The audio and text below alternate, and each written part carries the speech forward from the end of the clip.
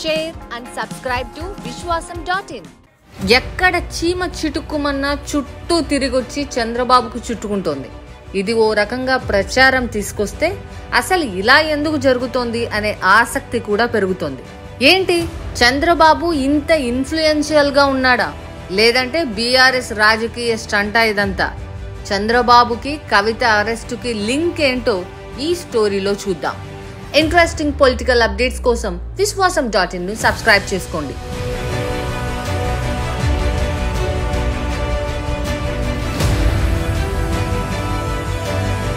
ఇదిగో ఇది కవిత అరెస్టు తర్వాత చంద్రబాబు మీద కేటీఆర్ చేసిన కామెంట్.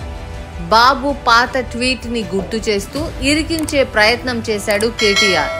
ఇది చూస్తుంటే బీఆర్ఎస్ మానసిక పరిస్థితి ఎంత గందరగోళంలో ఉందో అర్థమవుతోంది. ఇంతకీ కవిత లిక్కర్ స్కామ్ లో అరెస్టు కావడం ఏపీ రాజకీయాల్లో ప్రభావం చూపిస్తుందా? అసలు కవిత అరెస్టు విషయంలో బీజేపీ ఇప్పుడే ఎందుకు నిర్ణయం తీసుకుంది? చంద్రబాబు కామెంట్ బయటకు తీయడం కేటీఆర్ ఫ్రస్ట్రేషనా? అంతకు మించిన కారణాలేమైనా ఉన్నాయా? కవిత విషయంలో బీజేపీ రాజకీయ లెక్కలు పక్కాగా వేసుకుంటోంది. అసెంబ్లీ ఎన్నికల ముందే అరెస్టు చేసి ఉంటే పరిస్థితులు మరో రకంగా ఉండేవి. కేసీఆర్ మోడీ మీద యుద్ధం ప్రకటించి ఉండేవాడు. అటు బీజేపీకి ఇటు బీఆర్ఎస్ కి ఓట్లు సీట్లు పెరిగి కాంగ్రెస్ ఓడిపోయేది. కానీ అలా జరగలేదు. మోడీ కేసీఆర్ ఒకటే అనే క్లారిటీకి వచ్చిన జనం కాంగ్రెస్ ని గెలిపించారు. అసలు మాకు కేసీఆర్ తో సంబంధం లేదు, మేం నిక్కచ్చిగా ఉన్నాము అని బీజేపీ చెప్పాలనుకుంటోంది. అందుకే కవితను అరెస్ట్ చేసింది. అంతేకాదు ముందు ముందు కేజ్రీవాల్ ని కూడా అరెస్ట్ చేయొచ్చు. దానికంటే ముందు ఇది ఓ హై ప్రొఫైల్ అరెస్ట్ అనుకోవాలి. ఇంతకీ కేటీఆర్ చంద్రబాబు మీద ఎందుకు కామెంట్ చేశారు?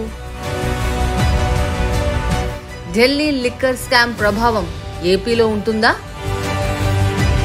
కేటీఆర్ లో ఫ్రస్ట్రేషన్ పతాక స్థాయిలో ఉంది. అటు తిరిగి ఇటు తిరిగి ఎవరో ఒకరిని తిట్టకపోతే కాలక్షేపం అయ్యేలా లేదు. తిట్టే నోరు ఊరుకోదు కాబట్టి చంద్రబాబును మధ్యలోకి లాగాడు. పైగా చంద్రబాబు మోడీ మీద యుద్ధం అంటూ 5 ఏళ్ల కిందట అసెంబ్లీ ఎన్నికల సమయంలో చాలా కామెంట్లు చేశాడు. సిబిఐ, ఈడీ లాంటి సంస్థల్ని మోడీ అడ్డగోలుగా వాడుతున్నాడని కూడా అన్నాడు. అవన్నీ గుర్తు చేస్తూ కెలకడం కేటీఆర్ ఉద్దేశం. దీనివల్ల పెద్దగా లాభమేమీ ఉండదు. కేవలం కేటీఆర్ నోటి తీట అంతే. ఇక ఢిల్లీ లిక్కర్ స్కామ్ కి సంబంధించి ఏపీలో కూడా కొన్ని లింకులు ఉన్నాయి. విజయసాయిరెడ్డి అల్లుడు, బంధువులు, అలాగే ఒంగోలు ఎంపీ మాగుంట కొడుకు ఇందులో ఇరుక్కున్నారు. ఇప్పుడు ఇదే మాగుంట టీడీపీతో ఉన్నాడు. మరి పొత్తు భాగస్వామి పార్టీలో ఉన్న మాగుంట విషయంలో బీజేపీ ఏం చేస్తుంది? లేదంటే మాగుంట కుటుంబానికి టికెట్ లాంటివి ఏమీ లేకుండా బాబు జాగ్రత్త పడతాడా అనేది చూడాలి. కవిత ఎప్పుడు బయటకు వచ్చే అవకాశం ఉంటుంది? తమిళనాడులో కనిమొడిలాగా కవిత, కేసీఆర్ కూడా తిరగబడి నిలబడతారా? సాధ్యమేనా? సెంటిమెంట్ వాడుకోవడం కేసీఆర్ కి బాగానే తెలుసు. అయితే ఇప్పుడు ఆ సెంటిమెంట్ పని చేస్తుందా అంటే డౌటే. ఎందుకంటే కేసీఆర్ 10 ఏళ్ల పాలన చూశాక తెలంగాణకు చాలా క్లారిటీ వచ్చింది. అందుకే మళ్ళీ పోరాడి నిలబడ్డం అంత ఈజీ కాదు.